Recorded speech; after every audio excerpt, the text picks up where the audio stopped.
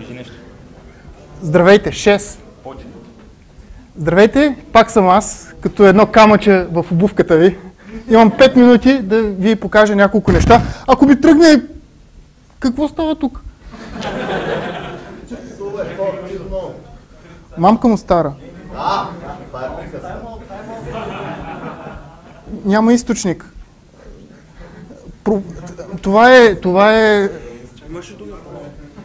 Имам дисплейпорт.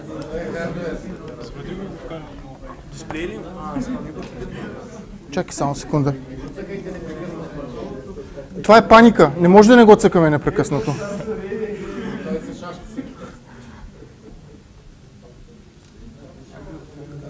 Сега е момента да кажа, че използвам Linux.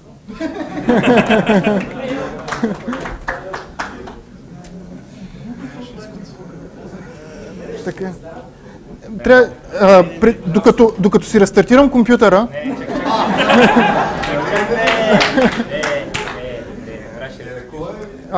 само искам да ви попитам, колко от вас използват регулярни изрази или...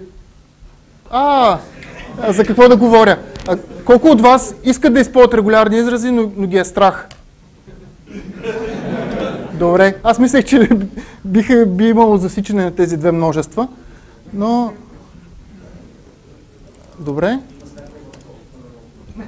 Продължавам да нямам... Не пипам. Колко от вас са търсили регулярен израз за имейл и се намирали верен? Няма... Yes! Да. Супер. Сега ще ви покажа нещо. Само да ми тръгне ебето. Така. Не, започвам. Това не се брои. Какво свърши?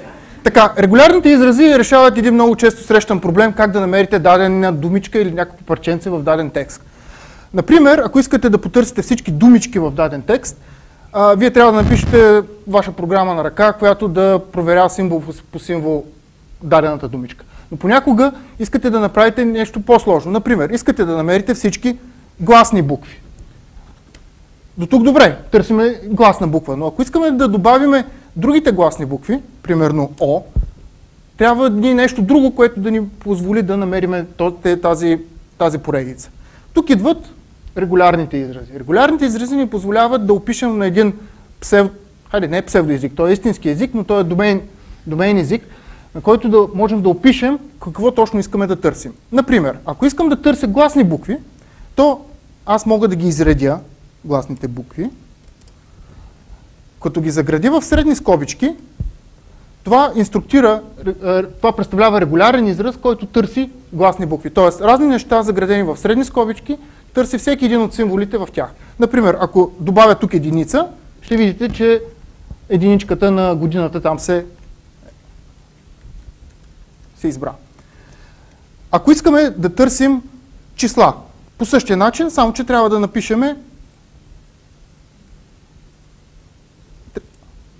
напишем поредица от символи. Това става като разделим нещата на двата символа с запетайки. Например, 0 до 9. Това означава всички числа от 0, 1, 2, 3, 4, 5, 6, 7, 8, 9. Ако искаме да добавим това нещо, можем да го правим и за буквички. Например, всички главни букви се маркират. Всички малки букви се маркират. Всички големи букви и всички малки букви. Тоест може да ги комбинирате. По този начин можете да напишете много сложни заявки. Например, искам да заменя всички думички в този текст с думичката Борг. Ето това се получава. Виждате, че чисълцето не се промени. За щастие, не всеки път, нека да върнем текста, не винаги се налага да изреждаме тази поредица от символи, за да направим някакви... Не е необходимо всеки път да кажем, че искаме малки и големи буквички, защото има едно специално нещо, което се нарича наклонена W, което включва в себе си всички букви и всички числа. Тоест, този запис, наклонена W, е аналогичен на това, числата от 0 до 9 и подчертавка. Съответно имаме наклонена d, което идва от десимал, демек чисълце, можем да търсиме чисълца. Ако искаме да намерим всички години в този текст, годините представляват 4 цифрени числа. Да.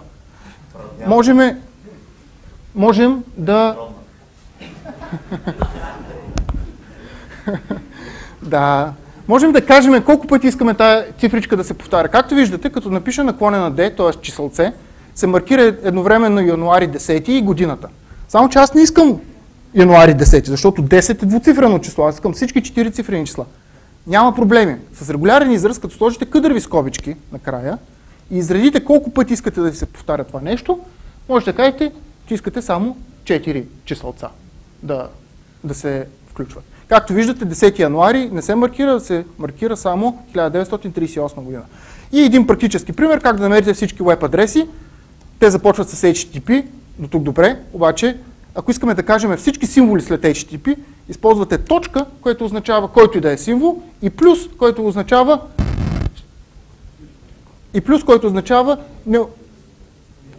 поредица от символи.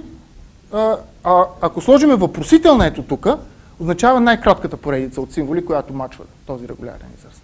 Остават ми 27 секунди, освен да ви разкажа един виц. Как се смеят физиците?